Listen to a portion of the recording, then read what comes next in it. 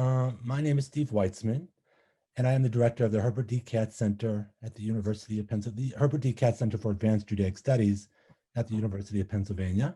And I have the pleasure of welcoming you to our next presentation in a series that is entitled Jews and the America to Come.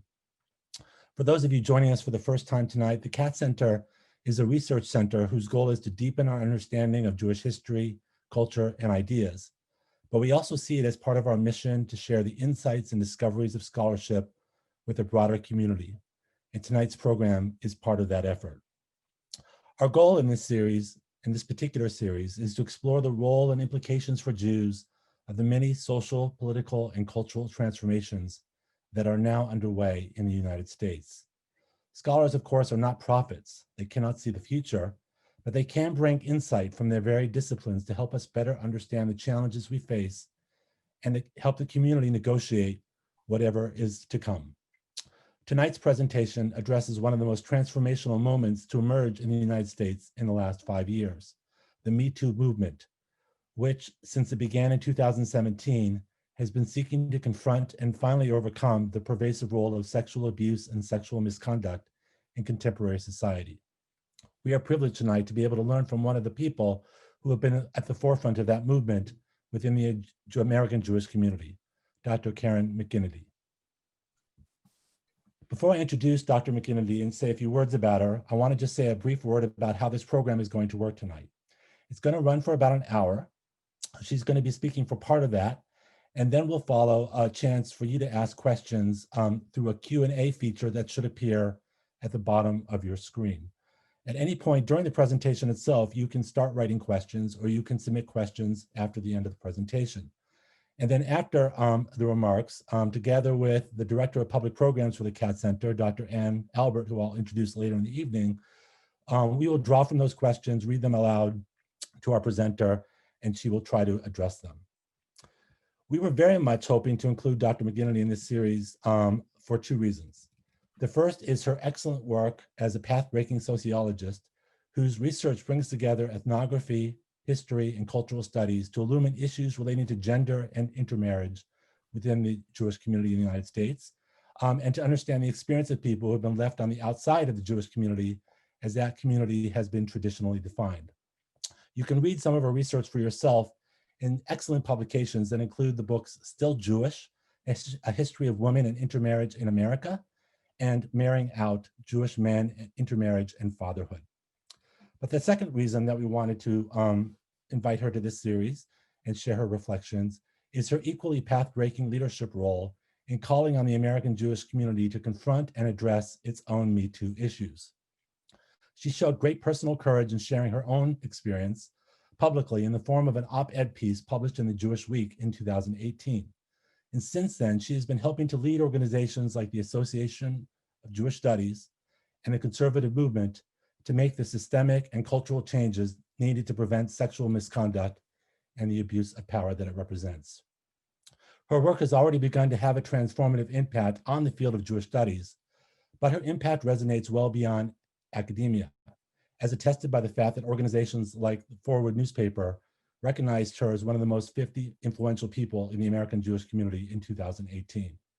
We are thankful and honored that she's willing to share some of her reflections with us this evening about the Me Too movement, the changing American family, and other issues bearing on the future of the American Jewish community. And I ask you to please join me in virtually welcoming her to this virtual stage tonight. Thank you. Thank you, Steve, for that nice introduction, and indeed for inviting me to participate in this series at the Katz Center. Thanks to everyone at the Katz Center for organizing it, and thanks to all of you who registered and are participating in this virtual experience that we have together. This month marks the 3-year anniversary of the beginning of the global Me Too movement that began, as you may know, with a Twitter storm in October 2017. It must be said that that was preceded by activist Tarana Burke, who coined the phrase Me Too back in 2006. For that reason, I'd like to dedicate this talk this evening to all survivors of sexual harassment and assault. As a feminist scholar and gender historian by training, although I appreciate the additional degree Steve just gave me of sociology, I've long believed that the personal is political. And I'm going to share my screen now so that I can move on to the body of my presentation with you. And there we go. All righty. My activism in this particular movement was not something that I sought out, but something that I was truly compelled to do as a Jewish American woman. Tonight, my story begins by outlining the negative narrative about intermarriage and Jewish identity that I encountered when I first entered the field of Jewish studies more than 2 decades ago. Then I'll share some of my own research that Steve mentioned during the introduction and my analyses about intermarried Jewish women and men. And finally, I'll illustrate the relationship between the two that includes my personal experience speaking truth to power. I'm inspired by Professor Weitzman's framing for this series of talks about the America to come and the question, what can Jews do to shape it? In the Me Too era, it is imperative to look at the Jewish community and the perpetuation of the Jewish people, referred to often as Jewish continuity, with fresh eyes. Male leaders in the Jewish community who have been identified as sexual predators and abusers of power created a continuity crisis, erected harmful boundaries about who is in and who is out, who is in the periphery, on the periphery, and who is in the core, excluding people who didn't fit their ideas of good Jews or the model Jewish family. The cultural narrative about intermarriage is socially constructed. Therefore, it can be reconstructed using gender and change over time to better serve Jewish communities and peoplehood. To be very clear by what I mean by gender, I mean the roles attributed to the sexes and the power dynamic between them, not sexual identity. In other words, who does what inside the home and why? I will also use the word Gentile, and my usage is purely neutral to signify someone who happens to be of another faith or cultural background other than Jewish. Now, from biblical times to the present day, Jews have been warned against matrimonial alliances outside the faith, lest it spell their ultimate demise.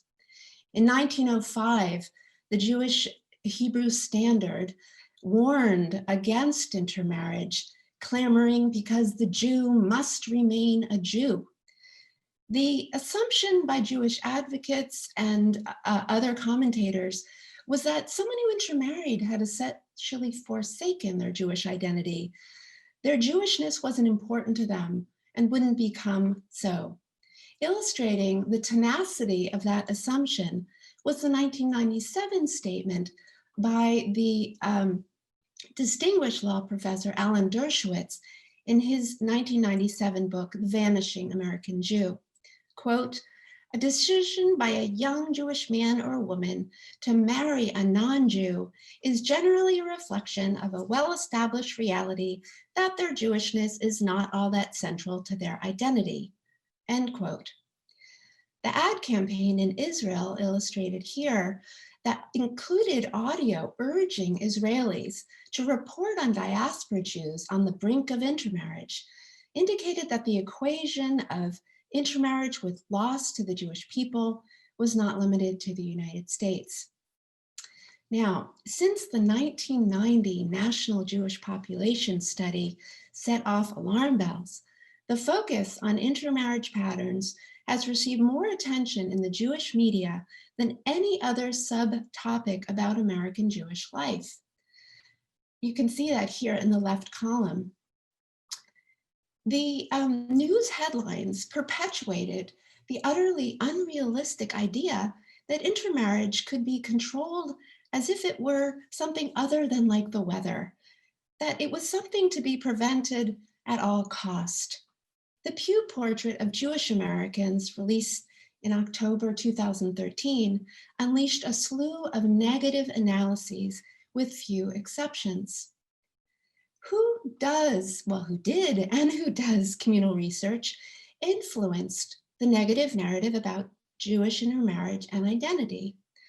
The now disgraced sociologist Stephen M. Cohen stoked the fires of fear about Jewish discontinuity with his oft-quoted comment, included here in USA Today, quote, "Intermarriage does indeed constitute the greatest single threat to Jewish continuity today." That particular line was repeated many times, many other places.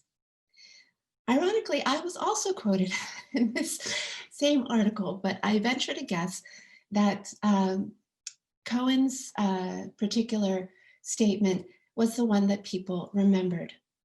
Indeed, Cohen and his co-authors made intermarriage into the communal lightning rod. Journalists who went back to the same source, Cohen, repeated the negative news cycle. Journalists who went back to him are indicated here by the number of articles citing Stephen M. Cohen since 1990. And I'd also like to point out that sadly, there are two individuals, Egon Mayer and Gary Tobin, both of whom died prematurely, may their memories be a blessing. So they could not be cited by journalists, nor could they author further articles or studies. But the fact that journalists were going back to the same source indicated a pattern of, as we know, bad news makes more news and gets more attention. The continuity crisis narrative held Jewish communal consciousness in a kind of vice grip, keeping in the shadows other scholarship, other voices, other research questions, including that being Jewish remains a vibrant identification to someone who intermarries, or that it might become such in due course, that intermarriage could actually add Jews rather than subtract them, that there could be multi-ethnic, multi-racial children of intermarriage who are 100% Jewish, as my wonderful colleagues who are the authors of this particular book, Jew Asian, found in their study. And it's no wonder then that the high profile marriages of folks such as Mark Zuckerberg caused such angst in the Jewish community. "How did we lose him?" headlined the foreword just days after their wedding. The gendered undertone of the article smacks of judgment against intermarried Jewish men and pays no heed to Zuckerberg's personal life as a Jewish father. It doesn't account for what he may be doing to introduce his child to Jewish practices and observances, the fact that he gave his child his grandfather's Kiddush cup and apparently celebrates Shabbat, as he indicated in his own Facebook post, nor does it suggest anything about what Mark Mystique, married to Chelsea Clinton, may be doing to educate his children Jewishly. And here we can see the Clinton-Mystique couple with Charlotte clutching what appears to be Sammy Spider's first Passover and what may be a couple of frog plagues straws in Mark's front pocket. In order to prevent a negative self-fulfilling prophecy that alienated Jews and those who love them, and to fully reconstruct the narrative about Jewish intermarriage, scholars, journalists, and communal leaders need to illuminate how intermarriage can work, can add Jews, that Judaism is appealing enough to attract partners of other backgrounds, and that Jewish peoplehood and American Jewish life are sufficiently expansive to include them. So my research on Jewish intermarriage looks at the intersection, the relationship between religion and gender and change over time. And I do so to identify the patterns to better understand the power dynamics within heterosexual marriages.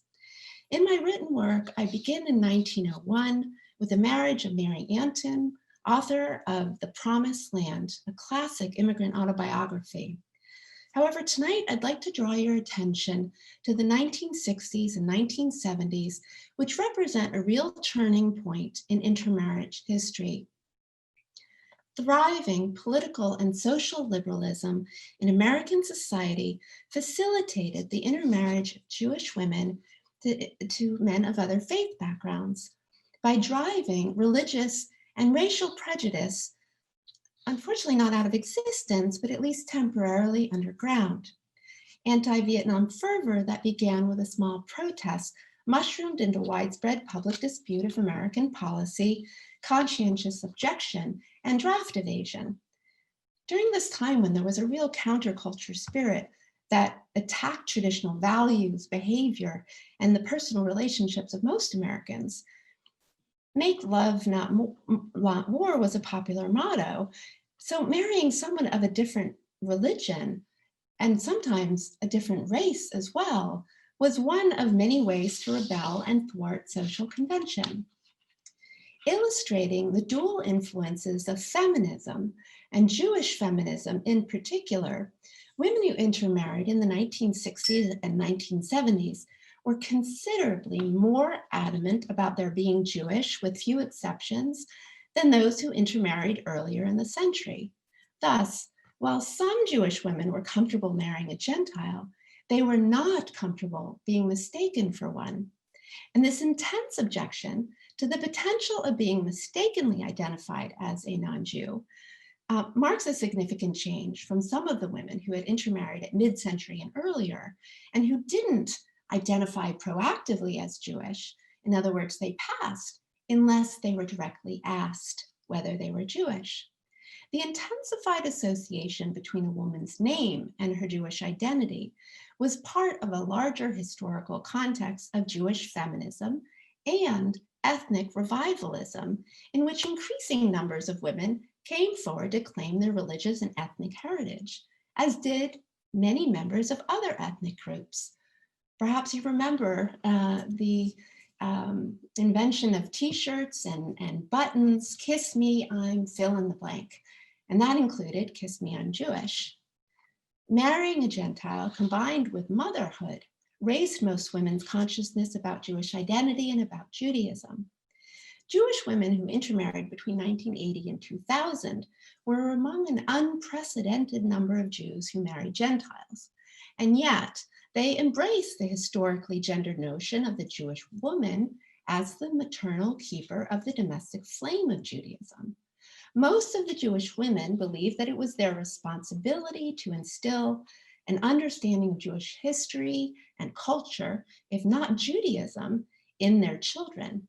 So having children made Jewish women who intermarried decidedly proactive about making Jewish connections, about observance, and about Jewish education.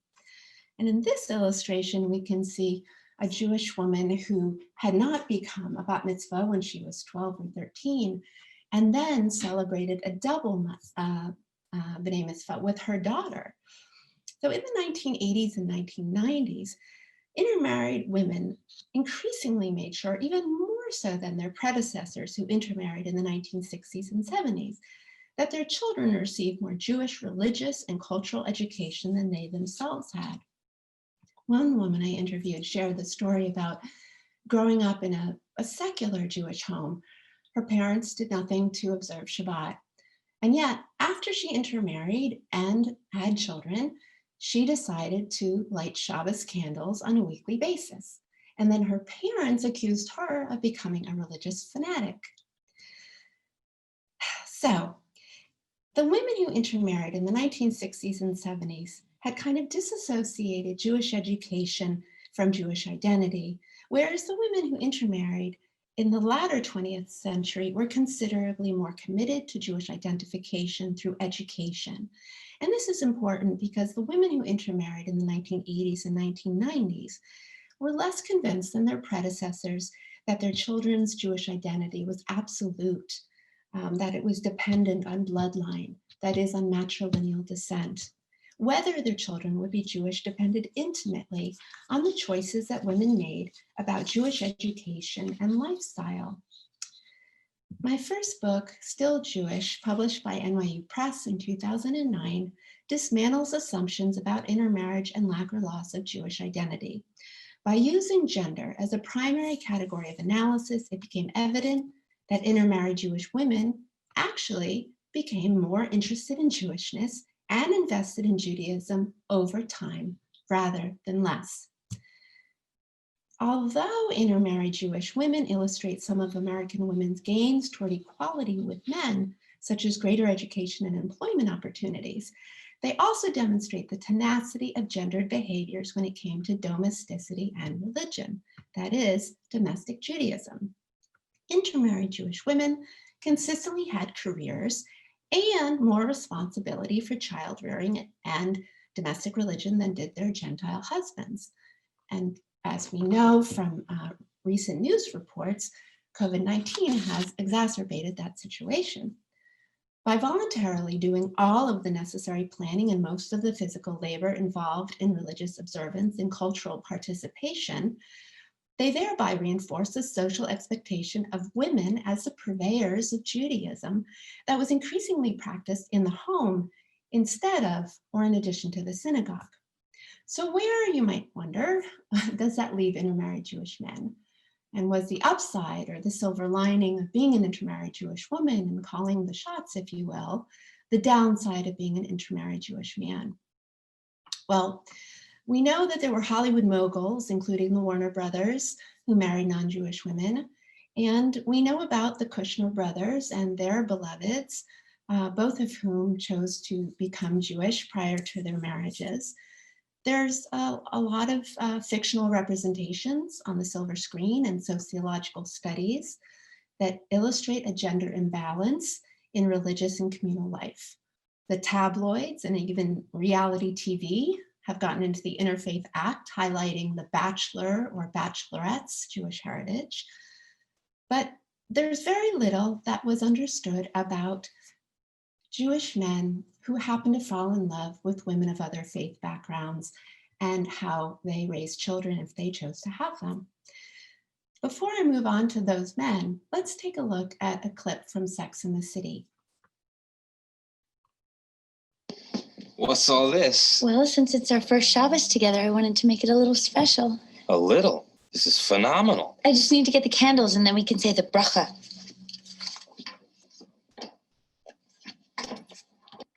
Carlos Silva now in the Philly bullpen. Roland pitches in at third. Cedeno squares, Bonds foul. Oh, come on. He was sacrificing. He was trying to drop one down as though he was. Honey, please turn that off. We're about to eat. Good looking play at all.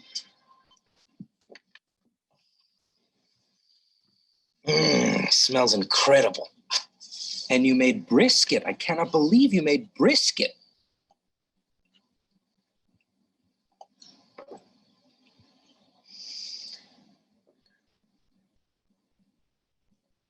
Baruch atah Adonai Eloheinu melech haolam asher kiddushanu b'mitzvotav v'tzivanu lahadlik ner shel Shabbat.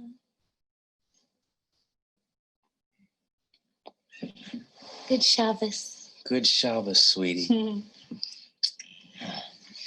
I cannot believe you made all this. What did I do to deserve you? I feel the same way. I've been thinking about blessings, and you are such a blessing to me. Why is the TV on? It's on mute. Mute? Mute? We're having Shabbos dinner. It's a big game, honey.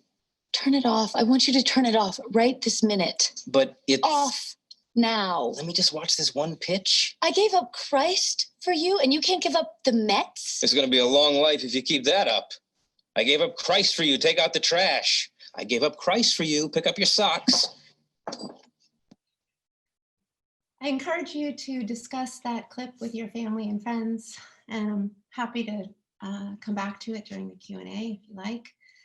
Studying the hearts and minds and behaviors of intermarried Jewish men in the post-World War II period, 1945 to present, and change over time enabled me to explore their experiences with intermarriage and fatherhood. It also enabled me to incorporate Gentile women's voices in the narrative as well, so that these women of valor will also finally be heard. 3 patterns arose from my research about intermarried Jewish men. First, American Jewish men's childhood experiences and relationships with their parents, not stereotypes about the so-called other, influenced the particular kinds of women they married and how their intermarried lives evolved. In other words, it is time to truly put aside and otherwise dismantle the so-called golden-haired shiksa myth, okay? Secondly, the pattern I found of men shifting from more traditional to more liberal branches of Judaism and deepening their Jewish identities in the process. Mark Enderman described rebelling against being brought up Orthodox, his marital negotiation, and his journey through fatherhood to a deeper connection to Jewish life. He shared with me, I think when we had children and really the rubber met the road then, and my wife said, if you want to bring them up Jewish, you have to step up to the plate and participate. Be an active member of the religion and become involved in a congregation. Be responsible for raising them. I agreed, he said. I thought she was right. And you know, it's been an interesting journey since then because I've become very interested and much more comfortable with religion. So Mark considered himself more Jewish after intermarrying and after having children and becoming a participating member of a liberal synagogue than when he was Orthodox. His enhanced identity is based on having a better understanding of Torah, becoming more knowledgeable, being accepted in a community, and raising Jewish children. The American men became more Jewish, not along denominational lines, but according to self-definition and due to several factors. Personal connections with a rabbi, a genuinely welcoming and inclusive community, and wives who made them step up to the plate after the men gave ultimatums that their children were raised Jewish. The third pattern is that while many men expressed what on the surface appeared to be indifference about whether their wife converted, most were adamant about raising Jewish children. And when I say indifference on the surface, it's because I don't think that they did not care. In fact, they did care, but that they didn't want responsibility for their wives' choices. In other words, they didn't want to hear, I gave up Christ for you. The Pew 2013 survey indicated many things. The fact that the proportion of adult Jews with intermarried parents had increased is a direct reflection of the rate of intermarriage over time that increased from less than 17% among Jews who married before 1970 to 58% among Jews who married in 2000 or later. Fortunately, Pew also affords us another way of looking at the children of intermarriage. From the older to the younger generations, the proportion of adult children of intermarriage identifying as Jewish steadily increased from the baby boomers born 1946 to 1964, to the Generation Xers 1965 to 1980, to the millennials born after 1980. And as you can see, the combination of Jewish by religion and Jewish not by religion is 61% of children of intermarriage. The 2015 Millennial Children of Intermarriage study found that most of the respondents who participated in birthright identified as Jewish. Put another way, and controlling for gender and the gender of the Jewish parent, millennials who are the children of intermarriage were nearly 3 times as likely to have been raised exclusively as Jews than were older generations. But here's the gender rub. Extant scholarship about the children of intermarriage contends that more Jewish children are raised by Jewish mothers married to Gentile fathers than Jewish fathers married to Gentile mothers. And this is a nascent area of research, and there's more work to be done, but there are 3 studies that have illustrated that fairly conclusively. And you can see that the percentage of children with intermarried Jewish mothers are those who have been shown to have identify Jewishly. So in other words, gender matters. While intermarried Jewish men may help broaden the concept of continuity, traditional gender behaviors continue to influence American family life, including men's available time for parenting. There are certainly more dual career couples today than a half century ago, and the concept of equal parenting has begun to finally take root. Those Jewish men who married in the latter half of the 20th century were really trying to be different kinds of fathers than their fathers had been.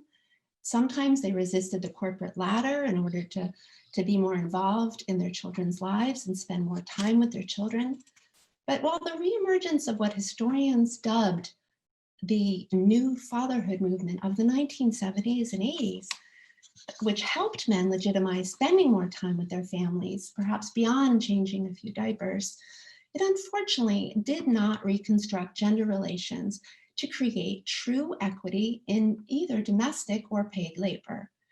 And we can say that even up until the present, as in 2020. Although some of the men were able to craft careers that allowed for flexible schedules so that they could participate more in their children's daily lives. And I want to emphasize, these men seemed happier as a result. The male breadwinner ethic continued to prevail. When I asked them how they envisioned their role as a man, a husband, a father, many men responded immediately with two words: to provide. Now, additional characteristics included hardworking, financially successful, family-oriented, committed to helping others, and setting a good example. However, being the provider was still their primary role. Even those men who tried to balance career and family, who strove to share equally in domestic tasks, often admitted that their wives did more around the house while they spent more hours working outside of it. Intermarried Jewish men's struggle to shape their own sense of fatherhood is part of the larger ongoing movement in America to encourage men to become more involved parents. When he was in office, President Obama launched a national dialogue about fatherhood. In a public service announcement by the Ad Council in the Department of Health and Human Services Administration for Children and Families, Obama stated in that deep voice of his, "Things can get busy and sometimes we all fall short, but the smallest moments can have the biggest impact on a child's life. Take time to be a dad today." Based on research about the ramifications of absent fathers in children's lives, whether due to work schedules, divorce, or incarceration, the billboards and PSAs all equated manhood with involved fatherhood. While Obama emphasized take time to be a dad today, the message on billboards and subsequent PSAs by the National Fatherhood Initiative was, it takes a man to be a dad. And note there's no such thing as the involved mother. Like the women Betty Friedan described in her book, The Feminine Mystique, Jewish men have suffered from what was previously an unnamed malady. In my second book, Marrying Out, I call it the Jewish masculine mystique. In their case, however, it stems from competing priorities and communal disenfranchisement rather than overeducated and underutilized minds. Men are really caught between wanting to be mensches who make the world a better place and the American rules of masculinity that encourage them to win, to get ahead, to make more money, to have more toys, bigger houses, and so forth.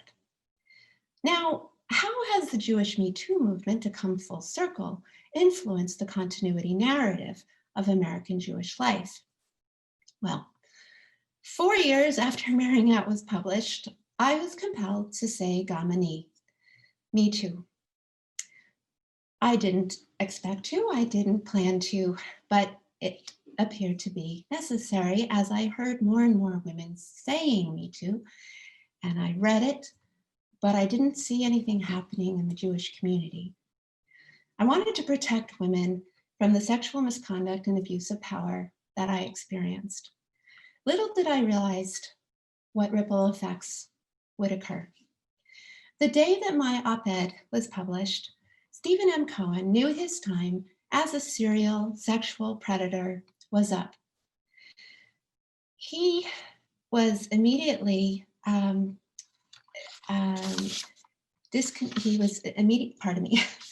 he was immediately nearly excommunicated from academic life. As the United Jewish Appeal, the New York Federation announced they had worked with him in the past and would no longer. He was disinvited from coming to the Brandeis campus. His membership in the Association of Jewish Studies and in the Association for the Social Scientific Study of Jewry were both suspended. And the Title IX investigation concluded in his resignation, and I want to emphasize under duress, from HUC, Hebrew Union College, Jewish Institute of Religion. What we need to remember about the quantitative, data-driven negative narrative about Jewish continuity that Cohen propelled and the Me Too movement is that that negative narrative was founded on, as my colleagues Lila Corwin-Berwin, Ronit Stahl, and Kate Rosenblatt wrote, quote, patriarchal, misogynistic, and anachronistic assumptions about what is good for the Jews, end quote. That outdated conversation targeted single Jews, queer Jews, unwed Jews with children, and childless individuals or couples as counter to continuity or otherwise problematic. This worldview previously set the Jewish communal agenda. In a forthcoming volume of the Journal of American Jewish History, these same authors clearly illuminate that a scholar's academic and communal contributions cannot be separated from their personal behavior. They reveal the construction and tenacity of the continuity paradigm, and in their words, its deep entrenchment in the politics of Jewish social science research and communal priority setting. In my response to their essay in the same journal, which I hope will appear later this month or sometime this fall, I identify Stephen M. Cohen as the loudest contributor to what they identified as the continuous feedback loop, a relentless and domineering voice of the continuity paradigm. That much of his research was funded by a man similarly responsible for sexual harassment, as you can see in the third headline, is not surprising. The aim of this talk series hosted by the Katz Center is to encourage reflection about the America to come and what Jews can do to help shape it. So I'll share my thoughts on what we need to do to ensure a strong Jewish future. First, it is imperative that everyone do our parts to end sexual misconduct and abuses of power in the Jewish communal work and sacred spaces. And these are just a few of the organizations that are doing this important work and this important idea that to be an ally is actually, that ally is a verb rather than a noun. Secondly, we must put much greater emphasis on issues of diversity, equity, and inclusion. I'd like to give a shout out to my brother, who is pictured here with his beautiful wife, and my niece, Maliwan, on the occasion of her becoming a bat mitzvah, and to point out that Maliwan means climbing jasmine in Thai. We must also recognize that same-sex interfaith marriage is part of the story. While my own work focused on heterosexual partnerships, there's much more research to be done about same-sex interfaith partnerships. Finally, we must complete the unfinished business of the sexual revolution and make gender equality a reality. Enabling intermarried Jewish men to better integrate work and family is a feminist goal that will benefit all sexes. The issue of Jewish men's parenting and communal participation need to be looked at in the fuller context that I mentioned earlier. Active Jewish parenting, particularly Jewish fathering, needs to be seen as equally important as providing. Gender will persist in influencing the disproportionately low transmission rate of Jewish identity to children of intermarried Jewish men compared to intermarried Jewish women, so long as men's work continues to be socially valued more highly than women's work, and men's identities continue to be fashioned by what they do rather than who they are. The future is here, and we must pivot from the intermarriage as assimilation narrative and associated hand-wringing, look beyond religious syncretism theories and protectors of the Jewish establishment status quo about core and periphery, to the actual experiences of intermarried couples and their families, as well as to unwed Jews, single Jewish parents, widows, widowers, and parents of singletons. Words matter. They can be used to reiterate the outdated conclusions, or they can be used to accurately depict the full spectrum of Jewish pluralism and Jewish diversity. In Let America Be America Again, the poem inspiring this talk series, Langston Hughes wrote, "Let America be the dream the dreamers dreamed. Let it be that great, strong land of love, where never kings connive nor tyrants scheme, that any man be crushed by one above. The Jewish people will continue to grow, and the Jewish future will be even more vibrant if we build communities that are not only pluralistic and inclusive, but also emphasize that love is truly love, and that egalitarian parenting is a Jewish value." So let's optimize the opportunity of Jewish intermarriage so that one of the legacies of the Gamani movement, the Jewish Me Too movement, is a new narrative about how someone who intermarries is still Jewish, to generate a self-fulfilling prophecy of American Jewish life that includes all Jews and their loved ones, one in which all gender identities are treated b'tselem Elohim, in God's image, equally with dignity and respect. That is what Jews can and must do to shape America. Thank you. And I can't see you, but I am going to turn it over for Q&A by stopping sharing my screen. And I can do that. Yes. And before we begin Q&A, I would just like to say that if there is anyone who would like to ask me a question privately at any point in time, to please feel welcome to reach out to me via email or in any other way. I'd be happy to hear from you. Back to my host. Thank you so much, Karen. Thank you very much. I'm going to give our audience just a few moments to, reflect on any questions they might want to ask, and remind them that they can use the Q&A function at the bottom of the screen to submit a question. Joining me on the virtual stage is Dr. Ann Albert, who's the Director of Public Programs for the CAT Center, and she's going to be helping to moderate the questions, and we'll be taking the questions that you submit, and she may bunch together questions that are similar to each other, but she'll be reading them out loud. But while we're waiting for people to submit their questions, I thought I would just start things off by asking a question of my own, which is to say that I've seen as a bystander your very important efforts to reshape the institutional culture of the Association for Jewish Studies, which is the major academic society for the academic study of the Jews and their historical and cultural experience. And I'm wondering if you could just take a moment or two to reflect on challenges that you may have faced in trying to implement a cultural change in an organization like that, and maybe a lesson or two for especially smaller organizations who want to change, may not have a lot of resources. What should they do next? Wow, great. Thank you so much, Steve, for that question. Well, first I want to applaud the Association for Jewish Studies for taking the immediate action that they did, and to the immediate past president, Professor Christine Hayes of Yale University, who was an incredible leader and fully supportive of both creating a task force on sexual misconduct, and which became the Committee on Sexual Misconduct, and a survey that was developed.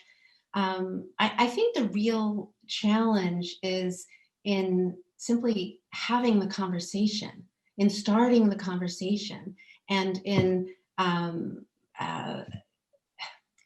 really shaking off this legacy that that we all have, and I've been working on it myself for the past 2.5 years, this kind of conditioning about, I'll say Lashon Hara, not speaking evil, not gossiping about someone, when in fact, that's a misinterpretation of our own tradition.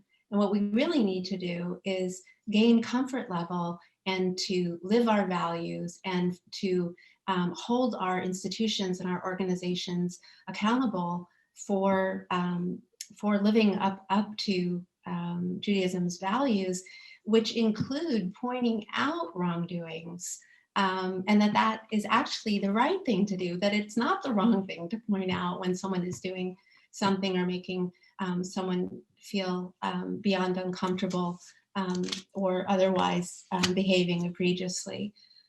So it's a huge shift, and yet we have to just keep at it. And there are challenges to that, particularly when people don't recall the progress that we've made and then reincorporate people who have admitted behaving inappropriately and then are included in new works, for example. We have to, be diligent and in many ways vigilant. And personally and professionally, I'm eager to hand the baton to other people to carry on this work. I truly believe, and there are other people doing the work, but we need more people doing the work. Excellent. All right, so we already have a number of questions pouring in, and we already had questions while you were speaking. So I'll just get started. The first one that I want to throw out is the following. What is the rate of conversion to Judaism of non-Jewish men and non-Jewish women subsequent to the marriage? And what are the implications of this event? So asking about people who intermarry without conversion and then the non-Jewish spouse subsequently converts. And there's a related question, I think, about differences between intermarriage with and without conversion. It seems sometimes in your talk that you were talking about intermarriage as marrying someone who was not originally Jewish and sometimes someone who remained non-Jewish. So if you can just talk about the differences in those dynamics. Sure, thank you for that. And thanks to the folks who said those questions. I think I'd like to start with the second question because it offers me an opportunity to make a clarification, which is that unlike the sociologists who have studied intermarriage, in my own historical work on intermarriage, I actually include couples in which someone has become a Jew by choice as still being intermarried because their family of origin did not convert with them. Their extended family members are still of other faiths or cultural backgrounds. And that is in no way to malign them or to suggest that they're anything other than Jewish. Certainly someone who has become Jewish is Jewish, but it's simply to, or not simply, it's complicated in good ways. There's all kinds of complexities and nuances, but it's to emphasize that intermarried life does not stop with conversion. So then to speak to the original question about the rate of, and without getting into the numbers, because I think that will divert from my focus this evening, but I will say to the questioner's point, that conversion to Judaism is a highly gendered affair, with more women of other faith backgrounds converting to Judaism than men of other faith backgrounds converting to Judaism. And that's true apart from marriage as well. But there's so much to be done there in terms of what we mean by conversion. There are many different kinds of conversion that could be explored, that have been explored, but need further discussion. There's also a different timeline involved where a man of another faith background, for example, in my study on intermarried Jewish women, chose to become Jewish 20 years after marriage, whereas some women, particularly earlier in the 20th century, chose to become Jewish when they married a Jewish man before marriage, or sometimes if it was a later intermarriage, after the marriage, and sometimes even after having a couple children. So we need to really think about both the gendered piece of it, and the importance of inviting people, because sometimes people may consider becoming Jewish if only they were asked, while at the same time the Jewish tradition is one of not proselytizing, but it never hurts to invite anybody. And at the second time, to not overemphasize or to not become a movement of conversion, which there are branches of Judaism who would like that, and that's fine as long as we maintain the full spectrum, so that those who don't necessarily choose to officially or unofficially become Jewish can also participate. Excellent. So there are some related questions coming in about the dynamics of gender within a marriage in connection with religion and parenting. So one of them is the following. I have an impression that there's something in the American culture of manhood that sees religion as more the purview of women than men. For example, compassion, empathy, spirituality are not stereotypical masculine traits. Do you think this is so? And is that part of the differential between Jewish men and women that you showed us? I think that falls into the socially constructed category. I think that, and I know that there are scholars working on redefining Jewish masculinity and Jewish manhood, which is desperately needed. Because as I talked a little bit about, Jewish manhood and masculinity are part of the larger American context, part of the larger American construction of American manhood and masculinity. So absolutely, there needs to be an emphasis on all different ways of being humans, rather than distinguishing between feminine and masculine, and then I want to incorporate the transgender elements as well, to get away from strict binaries, first of all, but also to really allow everyone to meet their full, to reach their full potential as human beings. And all of us have that. All of us are able to be compassionate, to empathize, to nurture, to have feelings, and to show them. So yes, and. Yes, and. Okay, so related, another sort of yes and question that almost flips the way we're approaching the whole question is the following. You talk about the importance of Jewish men stepping up as parents, but when it comes to Jewish women, the emphasis on childbearing and the home might contribute to the devaluing of women in Jewish communal life. So what might it mean to envision a Jewish future that does not center on parenting?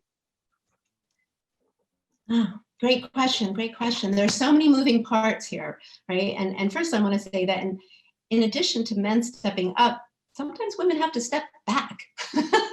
We have to create more room, and not care how the lunch is made, or how the bed is made or not made, or whatever it is. In other words, to let go of control, and to allow people to parent in their own ways, which may be different than how one might envision parenting, or Jewish parenting in particular. I think that envisioning that kind of future where parenting is not, the center, requires all of us to look at all of the people whose voices we haven't been hearing, who we haven't been paying attention to, including those who aren't parents, who have no interest in becoming parents, who may not be wed, who maybe have no interest in becoming wed, or who were married and now are no longer married, who had a spouse and that spouse is no longer in their life, whether through divorce or separation or death, to really include the full spectrum of who we are as a people, rather than focusing on family as the, the center of everything that is Jewish. And this will trickle into congregational life, communal life in really big ways, because so much of the programming, of course, has focused on that. Both, from the beginning, when they're babies, Brit Milah or naming, to then the focus on later in life. But what about everyone in the middle? There's so much more to do. And that's where we can, I think, make progress in decentering the Jewish family, which is not to take anything away from Jewish family, mishpacha, and again, a shout out to my brother and Pla, who hosted amazing Passover Seder with both lamb and pad thai. So we can do it. We just need to focus and include and ask different research questions than have been asked.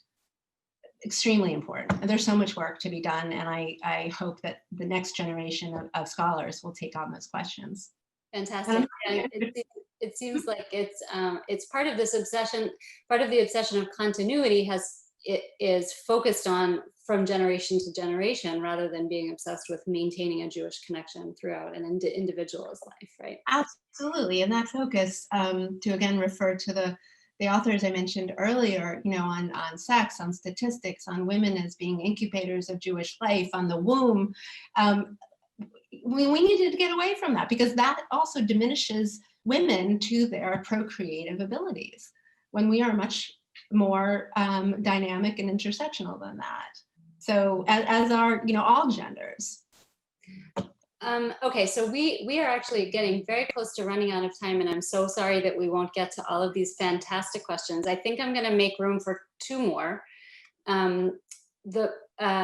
So just keep that in mind, and maybe we'll keep answers a little bit brief. So the first thing is that there's a number of questions that have come in relating more to the Me Too than to the intermarriage portion of the talk, and a lot of them are asking questions centering on how to handle people who have been identified as abusers. So one of them references a petition to exclude recognized abusers from meetings of communal leaders. Another one asked about one specific person, whether he should be invited to give a talk, just as a major Jewish intellectual. And then one person asks if there's a possibility of previous offenders doing tshuva, and what would they need to do to be included again in a Jewish academic, professional, and religious community. So I thought you might want to address some of that before going on to one final question. Thank you. And I appreciate those questions. And I'm also very glad to focus on the Me Too portion of things. First of all, let's see. In terms of handling folks who are admitted sexual offenders, as a Jewish community, we need to create standards for what it looks like for anyone to participate in communal life that involves full admission of every instance of egregious behavior, full admission of guilt, and full restitution of some kind. And what that restitution looks like is not for me to say. And on that note, I would also say that I think there's so much more emphasis on, those who have committed sexual misconduct or abuse of power, and so little focus really on those who they have abused. And the immediate sort of tshuva question, which I think is a very important one, and I want to tease it apart, both the institutional tshuva and then the personal tshuva, which are very different things, but also that focus on tshuva does not take into account the people who have been harmed So I think there needs to be a refocus on those who have been harmed, and what does it look like, to them? Is it even possible? And on a similar note, would including people who have harmed not just one person one time, but many people over many years, what does that say about our community? And does it in fact right the pedestal, put them back on it, and therefore revert us back to everything that we have tried to deprogram ourselves from? And I have to say, I think that the questions, as valid as they are, as important as they are, and I've thought a lot about them, is that we all have been smoking the patriarchal crack pipe, if you will, for so long that it's like we can't even get our heads out of it. We can think differently. I believe we can, and we can do better. I appreciate that intervention, and that's a really great place to almost end. So the last question that I want to put to you is actually the last question that was submitted, which is asking about where your research is taking you next. But before we finish there, and I want to give you the last word, I do want to see if Steve wanted to intervene with any other questions before we end. No, I'm very happy for us to conclude with that question. That would be great. Okay, great. Well, thank you so much for that question. And I do want to say that I appreciate the opportunity to share my research and to connect it to the Me Too movement. If anyone was expecting more about Gamini, more about Me Too, more salacious details, or anything regarding my own journey, I can share that another time, but quite frankly, I don't want to be reduced to that experience. And I also believe that there are many more people out there who have no idea my research even exists. So I didn't want to miss this opportunity to share that. And I hope you understand that as an audience, as registrants. And to the question about where my research is taking me now, thank you so much. I am currently working on a book project that was inspired by my experience, specifically my experience speaking about Gamini to audiences outside of the Jewish community, and where I was on panels and in front of audiences that included people of many different faith backgrounds. And I learned about some of the similarities and differences that our Muslim brethren are experiencing and our Christian brethren are experiencing, our siblings, I should say. And therefore, my current book project is tentatively titled #US2, How Jewish, Muslim, and Christian Women Woke Our Communities. That is really exciting. I can't wait to check it out when you make it to the finish line.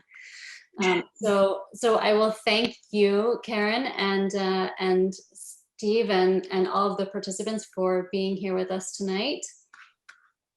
And let me just add my sincere thanks as well, Keren, for sharing your experience and sharing your very important research. And you spoke about desiring a passing of the torch. That's incumbent on all of us to accept that responsibility. And you've been an inspiration and a path breaker. So I really, from the bottom of my heart, I want to thank you for that.